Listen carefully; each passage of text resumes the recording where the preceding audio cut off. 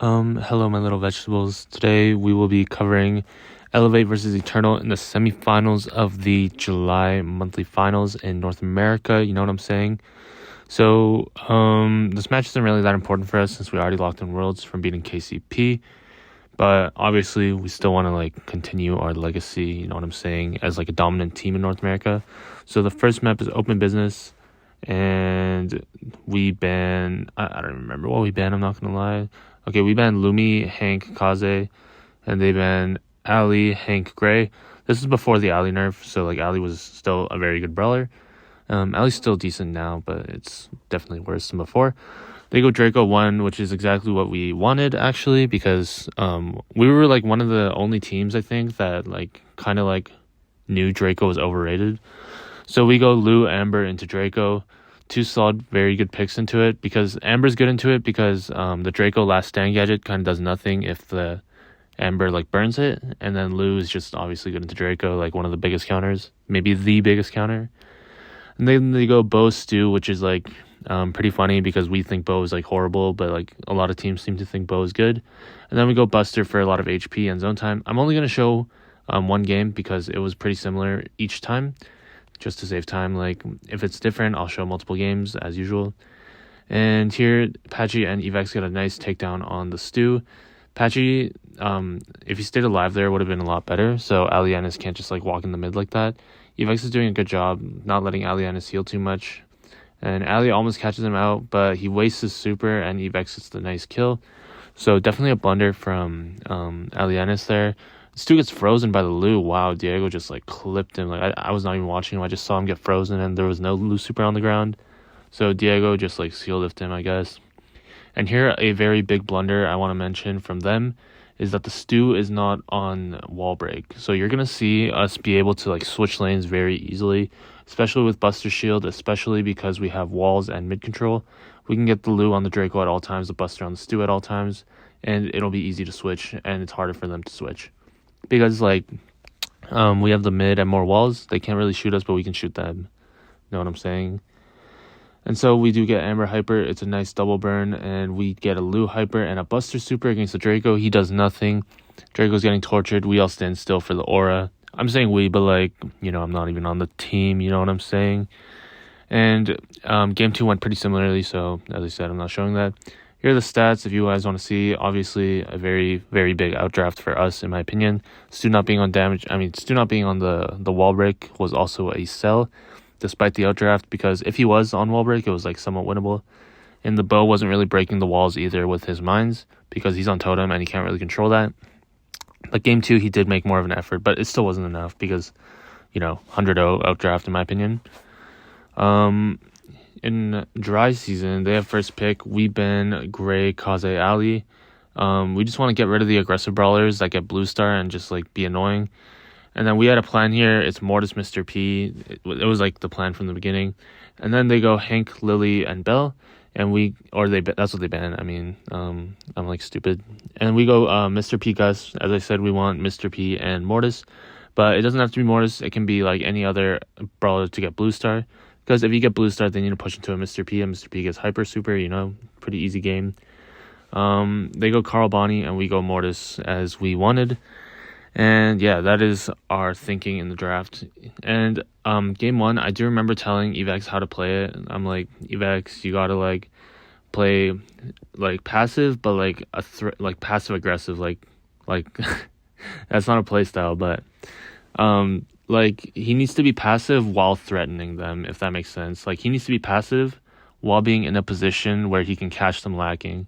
And game 1, I feel like he focused too much on being passive. You're gonna see how the game goes. So he goes in there and kind of does nothing. He just gets hit by Bonnie and Angela once and then does nothing. So that's the wrong type of aggressive, I guess.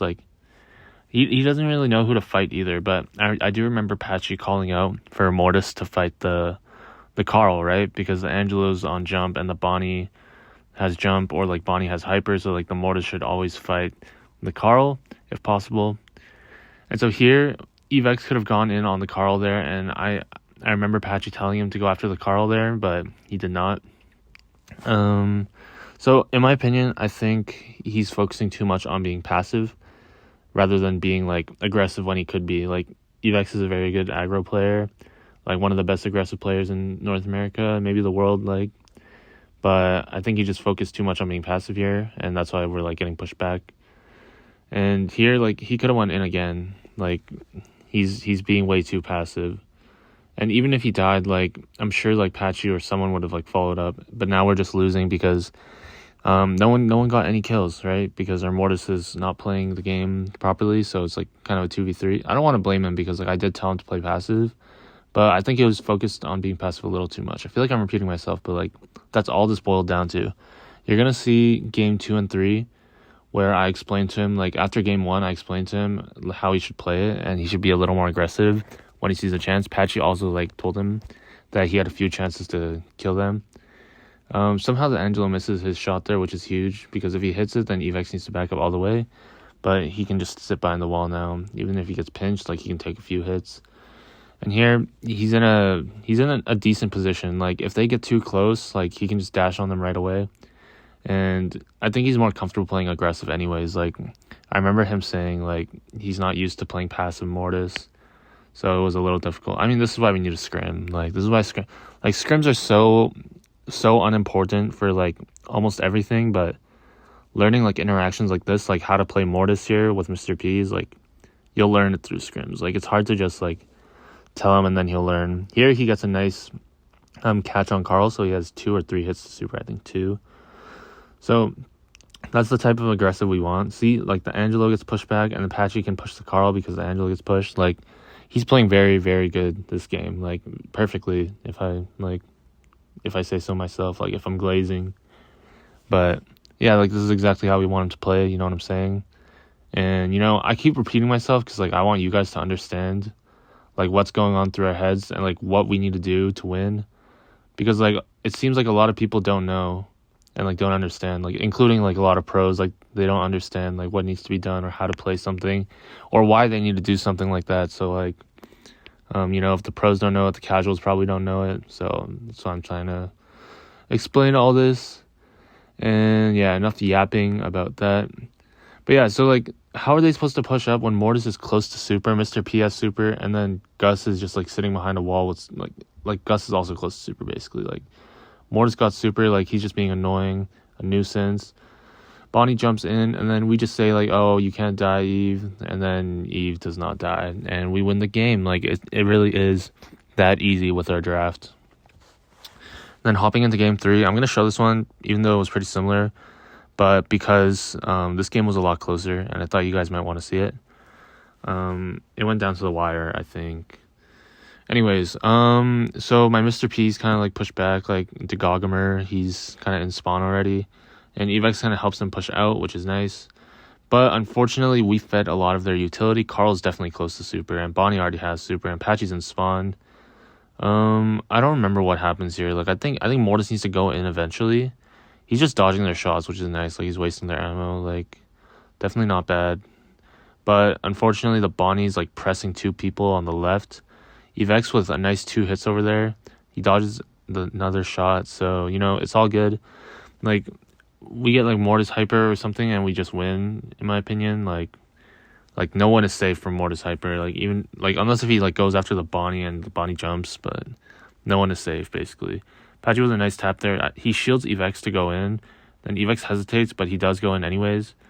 But unfortunately, I don't think we get the kill here. Yeah, we don't. Diego actually had a really nice super there to like save his life, and like I don't even think it breaks. It does not break. That's like an insane turret there. Diego played that interaction very well. Patchy kind of straight lined the Carl. The Carl messed up the wall shot. So I remember just telling my team to like hold on, wait, because it's a 1 kill difference. If we kill Angelo or Bonnie, it's a win basically. And in Bounty, like I can't say it enough, like you want to keep it a 1 kill game and then go in at the end. So basically the only one we don't need is Carl. Like I'm sure they know that too, because no wait, I remember this. Like the Bonnie like jumps, like the Bonnie makes a silly play. The Bonnie gets super, and I'm pretty sure he jumps straight at Diego. Oh no, it was Carl that jumps at him. Oh, right. I was about to say, like, why is the Bonnie gonna jump at Diego? And my memory was incorrect. because I am an old man. Anyways, you can see our comp, like, although, like, our damage isn't there and their damage is, you can see how much work Gus and Mr. P are putting in, while Mortis gets blue. Like, in Bounty, it's all about blue and the last push, in my opinion. Unless if you, like, lose so hard in the mid game, it's all about the blue and the last push. So that was our thought process in Bounty. Hope you guys understand, you know what I'm saying? Set 3 is Crystal Arcade. We are up 2-0 in sets, just a reminder. And we banned Kenji, Kaze, and Lumi to get Hank 1 specifically. We wanted Hank 1. And then they banned Lily, Ali, and Gray. And we kind of like knew their bans somewhat because the match before they played SSG on this map, and their strategy was like pretty similar. Like it was like pretty funny because they just picked the same stuff and like draft the same stuff. They go Lou Draco into Hank. Not horrible, but I don't like Draco into Hank anyways. Like I think it's trash. Like I think Draco's trash. And we go Amber Charlie. Pretty well rounded. Like we have a lot of damage. We're defensive. And, you know, we have HP, we have control, like, we have a lot of things, like, pretty good comp from us. I would say, like, it's like 70-30 for us. The Mortis definitely can win them the game eventually. I don't think the Draco can because the Charlie super, like, kind of negates it. Patchy got a huge kill there on that Draco. If he didn't kill him there, like, we would have lost a lot of position. But he did kill him. I lose supers, and he misses the gadget? What? He just supered and gadgeted some spiders. What the heck? So the lanes we want are Hank on Draco, and Hank gets a really nice slow here for Patchy to snipe the Draco. In my opinion, this is like kind of like unrelated. I mean, it is related, but like it's kind of like useless to say this now. But I think the Charlie slows like star power is like way better than the health one, because like if they break out early, they're slowed. You know what I'm saying?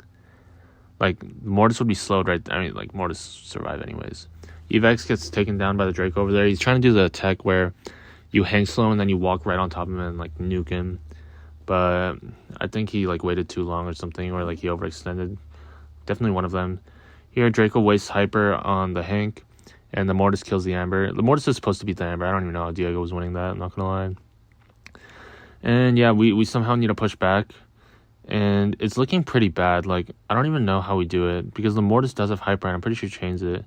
Yeah, he does. Patchy's left one shot, and the Draco's supering. Oh, the Draco goes down. Oh, the Draco went down for no reason. Blessed. And the Mortis also goes down for no reason. Oh, my goodness. And we have control again. Like, Eternal definitely blundered there. Definitely two lanes dying at the same time was not a good idea.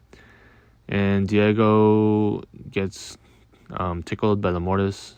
Evex gets... I think he survives, though. Oh, he does with the super.